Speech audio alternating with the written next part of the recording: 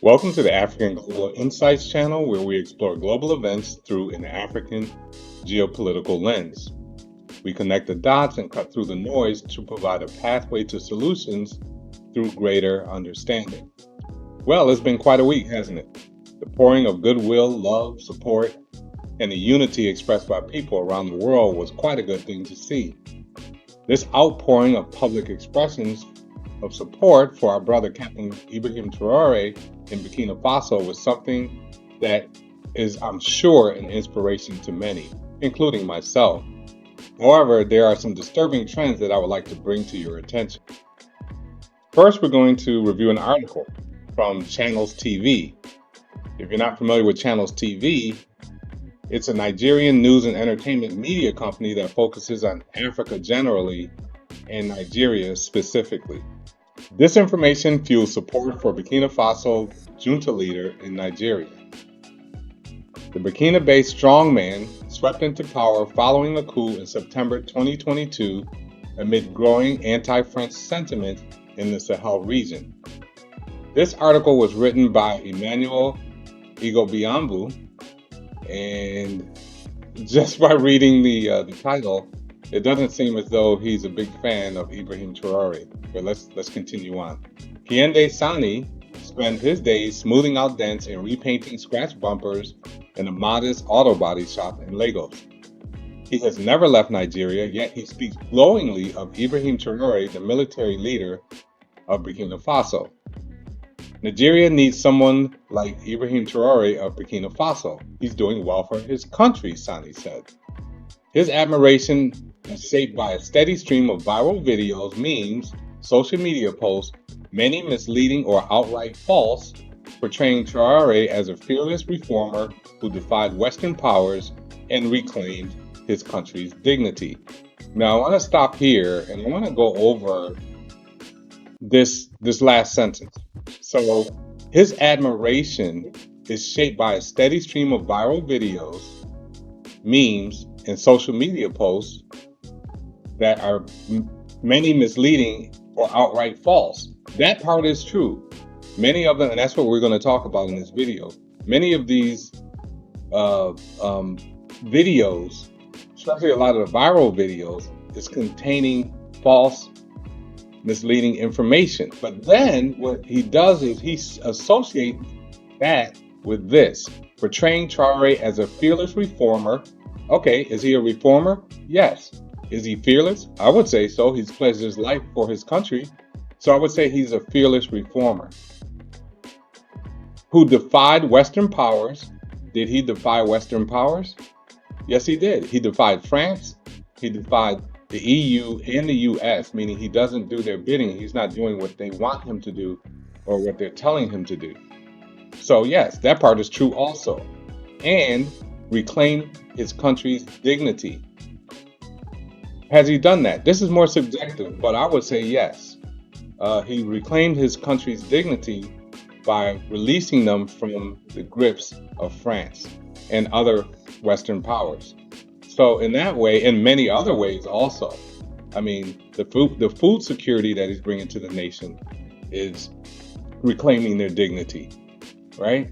The stopping them from looting the gold in the country is reclaiming his country's dignity. So what this supposed journalist is doing is he's trying to associate the false claims online with the actual truth of what's going on. But let's continue. The Burkina-based strongman swept into power following a coup in September 2022 amid growing anti-French sentiments in the Sahel region. Now, we read that in the title. He uses the word strongman, and I'm sorry, we got to stop here. We got to go through some things here. Strongman. So strongman is a noun, and there are three senses of the word. The first sense of the word is a person who performs remarkable feats of strength, as in someone in a circus. We can cross that out. That doesn't even fit the context. The second sense of the word is a political leader who controls by force, dictator. Okay. The third sense of the word is the most powerful or influential person in an organization or a business. We can cross that out. So what he meant was a political leader who controls by force or slash a dictator. Interesting use of words, but we'll move on. He has the support of fellow ex-French colonies Mali and Niger, which have turned their backs on Paris in favor of closer ties with Moscow. Another interesting term, turn their backs on Paris. When you turn your back on someone, that means that you're turning away from them, or somehow you're not helping them, or you're doing it in some kind of harmful way of some sort, where you're going to turn your back on someone, you're not assisting them, right? It's a negative term, and I don't know how freeing yourself from imperialism is turning your back on the imperialists, but whatever. Let's continue. The foreign ministers of the three countries were in Moscow last month for the first talks as founding members of the newly created Confederation, the Alliance of Sahel States. Yeah, they're going to bring up that they were in Moscow because later on they're going to try to say a lot of what we're going to talk about, they're going to try to blame on Moscow. While critics of Traore have blamed his government for clamping down on freedom of expression, others on social media are casting him in a positive light. Ibrahim Traore is all the proof Nigerians need to know that a country takes the shape of its leadership. Nigerian actress and politician Hilda Dokubo wrote on her X account. Like Sani, her assessment underscores the growing influence of coordinated propaganda campaigns sweeping across West Africa, one that frames Traore as a messianic figure. Okay, I'm sorry, but we got to stop again. A messianic figure. Let's go into this. Messianic, adjective. There are two senses of the word. The first one is associated with religion, of or relating to the Messiah. His awaited deliverance of the Jews. Okay, that doesn't fit. Of or relating to Jesus Christ. That doesn't fit. The second sense of the word is of or relating to any popular leader promising deliverance or an ideal era of peace and prosperity. So, does that fit him? Is he promising those kind of things? I haven't heard that. I heard from him that he's doing everything he can to bring in an era of peace and prosperity. And as far as I'm concerned, every leader should be trying to do that. That should be the goal of every leader, is to usher in an era of peace and prosperity.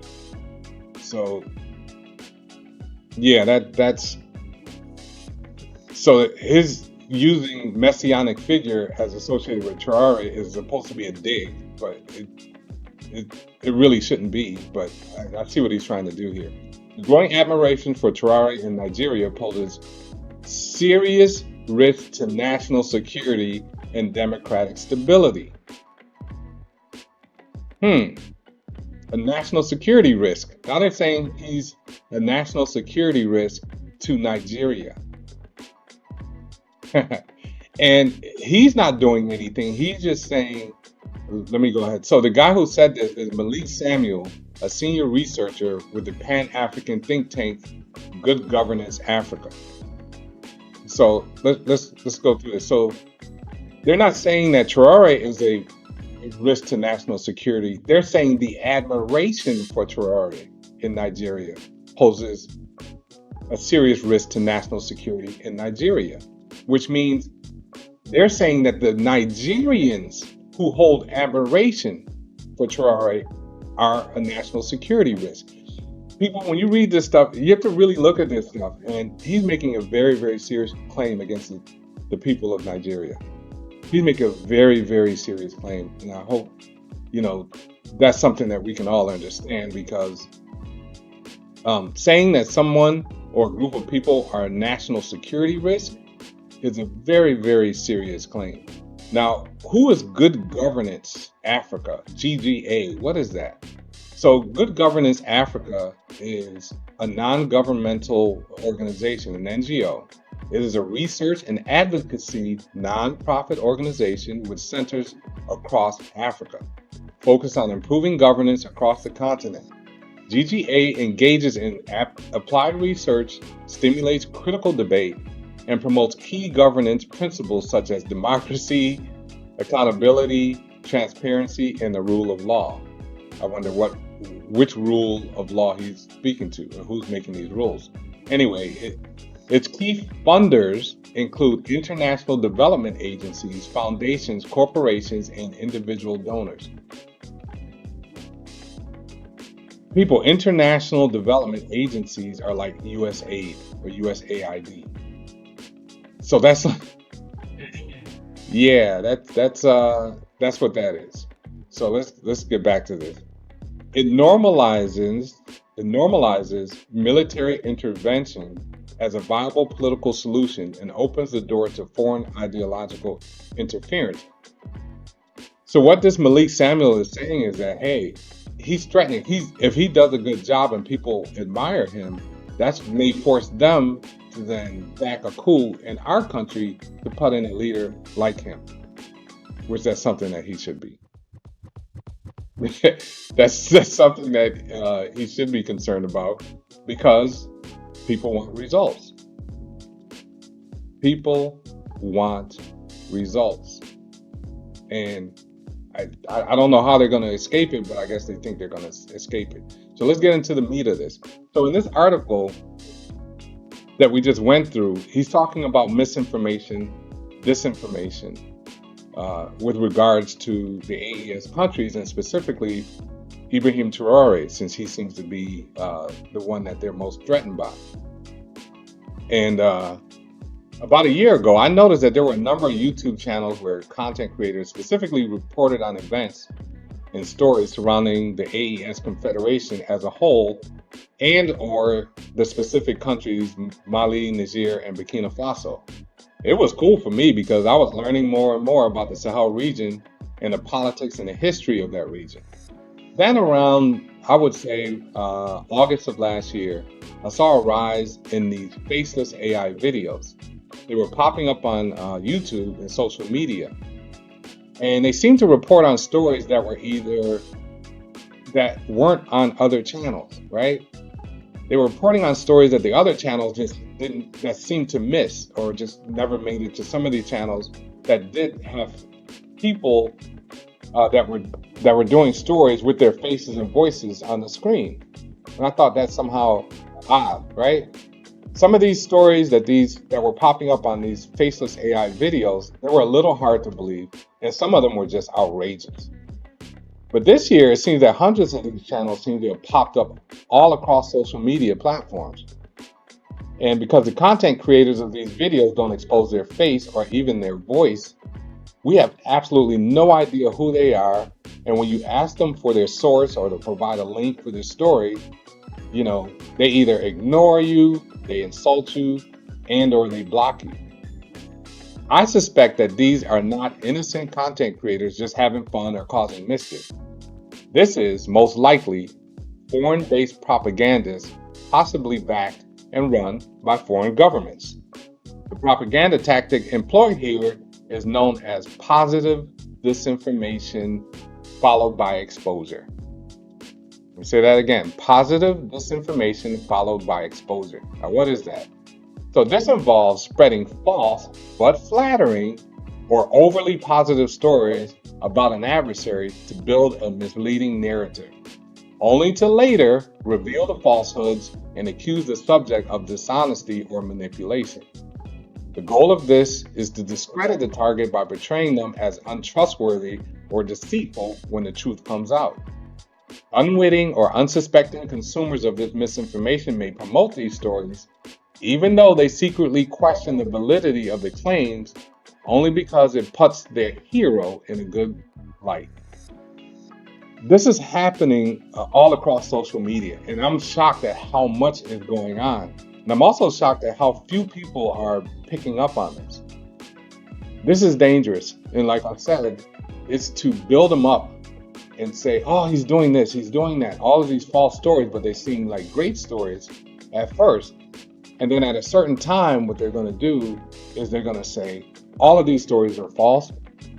And by the way, all of these other stories are false too, and they will be the stories that are actually true and that are positive stories about them that are true, they're going to paint all of those as skeptical now because all of these other stories were false. And that's how they do it. So you won't even, when they do this kind of thing, it will be hard to even put out any true stories on social media because they're going to say, well, he lied about all of these and these may not be true either. You'll get to see these as skeptical. So this is all artificial, and they want to pump his image artificially just so they can bring him down. And this can be a subset of a broader propaganda strategy like false flag narratives or controlled opposition, where the propagandists control both the initial positive messaging and the eventual takedown. It's effective because it manipulates the public perception twice. Once by creating a false image, and then secondly by shattering it to smithereens later on when it's time for them to do so. So what can we do to help the good captain to weather this propaganda storm? First, research stories you find on social media for validation. Just go and try to look up and see if there are other stories or other sources reporting the same thing, other quality sources. Second, if you can't verify, ask the content creator for a source or a link. This is very important. If they do not provide one, make a comment that the story could be fake. This is the third thing you can do. Go on there and make a comment saying, hey, everyone, I think this story might be fake. This will put the other consumers of this content on alert. Another thing you can do is block them. After you do all that, you just block them totally. Now, have you seen these type of propaganda stories? I'm sure you have. They're all over the place. What did you think when you saw them? Or more importantly, what did you do? How do you think we can best fight against this form of propaganda? Let us know in the comments section. I'd love to hear your thoughts on this. Thanks for watching, and as always, I look forward to the conversation. I am out.